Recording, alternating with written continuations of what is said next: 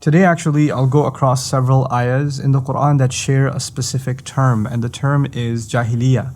Jahiliyah in the Arabic language it comes from the word jahal, which means ignorance, or it also means to be out of control, or to speak out of whim, or to take an action without thinking through it. So acting ignorantly, acting, irrationally, things like that, that's all Jahiliyah. To oversimplify the thing, we could just call it ignorance. Now, the Quran actually attributes Jahiliyah to four things, which is really cool. The first of them is Dhannul Jahiliyah, meaning an ignorant assumption. Assumption based on ignorance and assumption based on emotional whim. In other words, you assume the worst about someone, and you assume evil, attribute evil to someone, or you assume guilt when there hasn't been any evidence of guilt. This is all Dhannul Jahiliyah.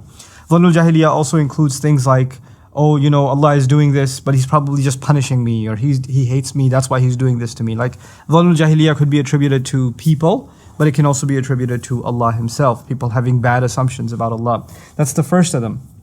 The second of them is Tabarruj al-Jahiliyah, to beautify oneself and to decorate oneself in a way that is ignorant. In other words, human beings naturally have a desire to beautify themselves, and to dress well, to live well, to have a beautiful ride, to live in a beautiful city, to move to a beautiful neighborhood, to go to a beautiful place for vacation. These are things, attraction towards beauty is something that naturally comes with human nature. That's something Allah put inside of us. But at the same time, there is such a thing as decorating and adorning oneself in a way that is jahil. In other words, things that violate the code of decency, that is clearly outlined not only by revelation, but is also embedded inside human nature according to our faith, right? So people want to dress in ways that are provocative or overly exposed or indecent, and yet they consider that to be beautiful. Tabarruj al-Jahiliyah could also be, somebody uses vile, filthy language and they think that that's cool. That's a new kind of tabarruj nowadays. A new kind of beautification is the more vile and the more vulgar somebody is in their speech, the cooler and the more, acceptable that is. And it's a new standard for everybody else to live up to. So that's a kind of tabarruj al-Jahiliyah. The third, so the first one once again was evil or ignorant assumption, and the second is beautification that is rooted in ignorance. And the third, there's only four. The third of them is hamiyat al-Jahiliyah. Hamiyah actually means ganging up or siding with someone ignorantly. In other words, your affiliation, your loyalty belongs to a group, and it's really not rooted in anything rational at all. Like people become crazy fanatical fans of a sports team, ready to fight another team after a match. That's the kind of like a hamiyatul jahiliyah. Or somebody is so convinced that their tribal lineage is superior to the neighboring tribe, and they are willing to insult the other, look down on the other, almost consider them less than human. This hamiyatul jahiliyah can manifest itself as tribalism. It could manifest itself as nationalism or obsession with sports teams and things like that. It can also manifest itself even within Islam as my school of thought, or my shaykh, or my group, or my friends, and we are the ultimate. And this is a kind of hamiyatul jahiliyah. And when that happens, anything that you feel threatens the integrity or the sense of superiority of your group fires you up, and you're ready to take action, right? So now I've given you three. There's assumptions rooted in ignorance, thoughts rooted in ignorance. There's beautification and adorning yourself rooted in ignorance.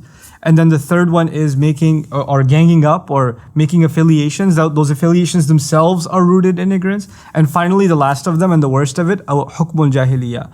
Hukmul jahiliyah is the decision making that is rooted in ignorance. Entire decisions are made because of just whim, for nothing more, And what's really remarkable about these four? There's a progression here. Because if a society, what becomes rampant in a society is people just make assumptions about each other, dhannul jahiliyah. And when people are obsessed with the outwardly beautification, so much so that they're even willing to violate the codes of decency, and all that matters is what looks good to them. And then the standards of what looks good gets more and more and more vulgar, right? And then on top of that, in these two standards, they're now ganging up with each other, and they're all like, they're united band, and nobody can question it. This becomes the new standard of morality for humanity. Nobody can actually criticize it. When that happens, then the rules, the verdicts, the impositions that they will put on society those verdicts, the hukm, will actually be rooted in ignorance itself, hukmul jahiliyyah. And when it comes to that final phase, all that's left for that society is corruption and eventually destruction. So Allah criticizes ignorance, but He actually breaks ignorance down into like 4 things. And the last one, meaning a society governing itself by ignorance, is actually the final phase. There are other previous steps that come in. And so I find this actually absolutely remarkable that Allah Azza wa Jal pinpoints where Jahiliyyah begins.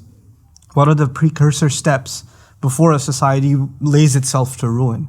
And Allah Azza wa Jal make us a people that are against Jahiliyyah in all of its forms and are able to identify that kind of ignorance and that kind of irrational behavior in ourselves and in the people around us, and are able to become people of reason and sound judgment. Barakallahu li wa lakum. Assalamu alaikum wa rahmatullahi wa barakatuh.